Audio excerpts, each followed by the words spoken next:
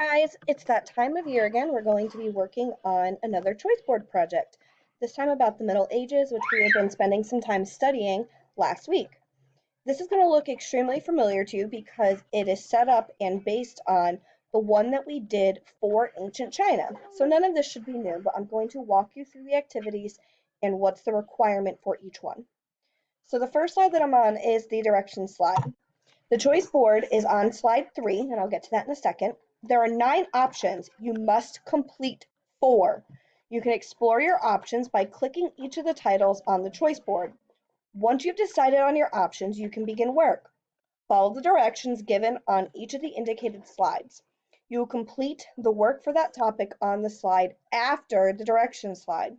Once you have chosen your topics, delete the topics that you will not complete from the choice board. This will help your teachers to figure out which slides to grade.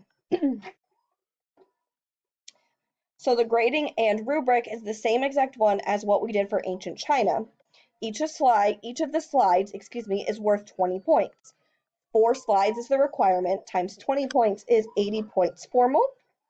Okay, and that 20 points is broken down into the following categories.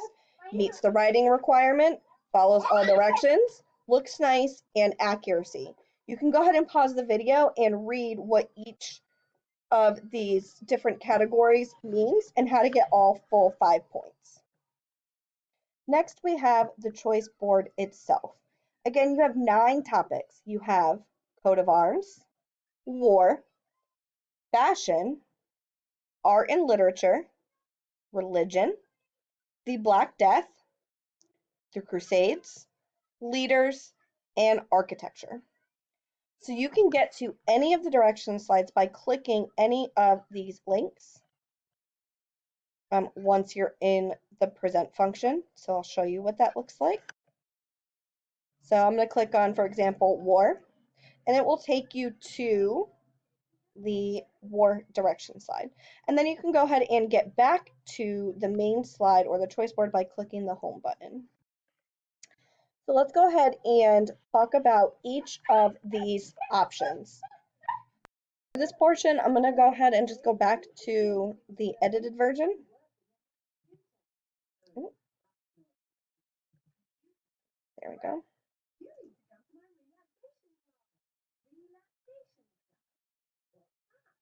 All right. So the first option that we're going to look at is the coat of arms. So we're going to open up the coat of arms directions by clicking the link. After you click the link, you're going to read all of the directions. So I'm going to go ahead and click that just to show you what it looks like. And this has every bit of instruction and directions that you're going to need to complete the coat of arms. So make sure that you read all of that, which is some basics. So part of the directions is that you're going to complete a brainstorming activity chart. And to do that, you're going to complete that on the next slide. After you do that, you are then going to actually create your own coat of arms and include the following information and elements onto your coat of arms. Okay, and you're going to eventually upload a picture. You're going to take a picture of your coat of arms, since you can do it on anything from a piece of paper to sidewalk chalk to painting it. That is up to you. So to submit it, you're going to take a picture of it. You're going to go to this slide and you will upload a picture of it. Now to do that, you're going to save and take a picture, preferably using your Chromebook. And once you do that and you save it to your drive, okay, I'm going to show you how to upload a picture of it. So I'm going to go ahead and delete these directions. Oops. I'm going to go ahead and go to Insert up at the top in your options. And I'm going to do Image. And you can actually go here and upload it from the computer, so you can save it to your desktop, or you can upload it from your drive. So whatever it is or however it is that you want to do that, you are free to do it that way. Okay, so those are the 2 elements to your coat of arms. You must complete both in order to get the full 20 points. Your next topic choice is war, and you're going to compare and contrast two major wars. So you're going to use the two wars, or, um, sorry, there's a list of 4 wars below, and you're going to choose two wars from the list below. And to do that, you're then going to write one paragraph describing their similarities and one paragraph describing their differences. This means you are required to do 2 paragraphs total. Okay, so to get the information for 2 of them, you're going to access the textbook chapter, which is linked here. Some topics that you could write about are government structure, the reason for fighting, background, places they affected, and how long they lasted. To get full points, you must include a picture for each of your paragraphs. So do not forget those pictures. And again, these are the 4 wars that you can choose from: War of the Roses, 100 Years' War, the Norman Conquest, or the Spanish Inquisition. And you are going to complete all information on the following slide. Make sure you include your pictures. Your next topic choice could be about fashion. So you're going to be writing about the history of medieval fashion. You're going to watch the video, which is linked here, or put on the slide here, and explore the links on the website that I have linked, then answer the questions below. What are some of the basics of medieval fashion? What are textiles and what types were used during this time? Describe what knights wore and why. Describe some of the clothing and hats from the Middle Ages. And then from the video, what did you find interesting? You're going to organize your answers from these questions above into a well-developed paragraph.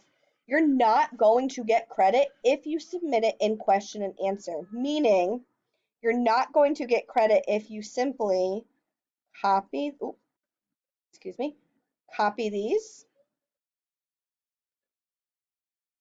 then paste, and then answer each one underneath it. That is not an option. Okay, guys, you have to take your questions and organize them, your answers, and organize them into a well-developed paragraph, 5 to 7 sentences. Okay.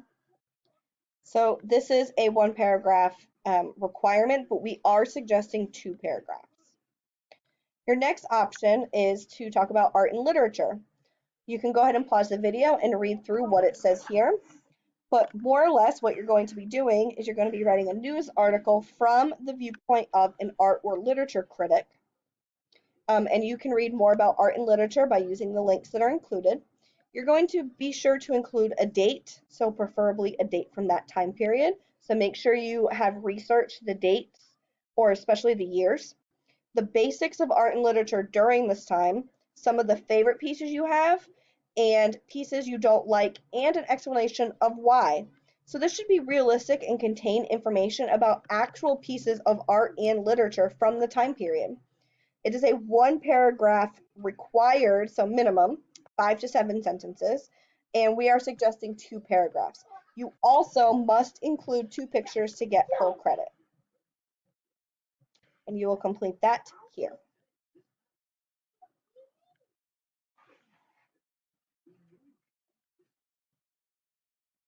Okay. Next option is religion. So you're going to be analyzing 3 major religions of the Middle Ages. So you're going to be using the Venn diagram located on the next slide to display your information that you have learned by using the links that I have provided, or other information that you have learned about Christianity, Judaism, and Islam in the Middle Ages. Okay, the requirement is 4 facts in the 3 main circles, 2 facts in the subcircles, and 1 fact in the bottom circle. In order to get full credit, you must also complete and include 3 pictures or 1 picture, so 3 pictures total, 1 for each religion. Your next choice is to learn about the Black Death. You're going to be writing a 10 to 14 lined poem or song about the Black Death, and it should rhyme as much as possible and cover 4 or more of the topics listed below. So cover the topics that are listed below. I'm going to change that on the directions for you. Okay. You are going to use the next slide to brainstorm the answers to these questions. So here. And then you're going to type your 10 to 14 line poem on the next slide. You could also create a video of you reciting it or singing it and upload that as well. And then I've included several links for you to learn about the Black Death. So there's a textbook reading, 2 videos, and an article that you can use. And again, it goes here. Okay. You are going to then, there's another option to learn about the Crusades. The Crusades is another form of wars that happened in the Middle Ages. However, this is primarily a holy war, so that's why it's separate from the war slide. So for this one, you're going to be recording a newscast about the Crusades. That means you are going to be like a person who is giving like a news report on TV. To get full credit, though, you're going to write 1 to 2 paragraphs. That means 5 to 6 sentences each, covering the topics on the list to the right. You're going to use the Flipgrid website and the topic, which is linked here, to record a 1 to 3 minute newscast video, okay, about that topic. Okay. There are some places where you can complete your research, including these 2 links here. There's a textbook reading, and then there is also a website that you can use. So in order to get full credit, guys, you need to make sure that you are creating both components. The writing component, which is 1 to 2 paragraphs about the information, and then also the Flipgrid or recorded portion as a newscaster. Your next topic option is about leaders, and this is creating a profile of some influential medieval leaders. So you're going to choose 2 leaders from the list to the right, and here is that list for you. And you're going to write about each one and include an image. Each summary should be about at least 1 paragraph, which is 5 to 7 sentences, and we are suggesting 2 paragraphs because well, you have to pick 2 leaders, so 1 paragraph per leader. Be sure to write why they were significant to medieval history, and you can start your research by clicking either of the 2 links. And this is where you will do your profiles. So again, this is where each of your paragraphs will go. And then make sure that you have the picture or a picture for each one, or else you will not receive full credit. And your last option for this choice board is about architecture. And this is the same as with our ancient China one and as the newscast one from a few slides ago. So you're going to choose 3 of the architectural innovations from this list to the right, and you're going to start the research for it by using either of the links that are here. So there are a few of them listed. To get full credit, you must write a brief summary about each one that you pick, so about 3 of them, 4 to 5 sentences each, and you're going to write that on the next slide. Okay. And you also must include a picture in your writing. Okay, the next part of it is you're going to pick your favorite one of those 3, and you're going to use a Flipgrid video to create an advertisement for that place. So you're trying to get people to visit there. Okay, and you will not need to upload a link for any of that because we will have access to it. Okay, again, once you have finished, you can delete the options that you have not completed.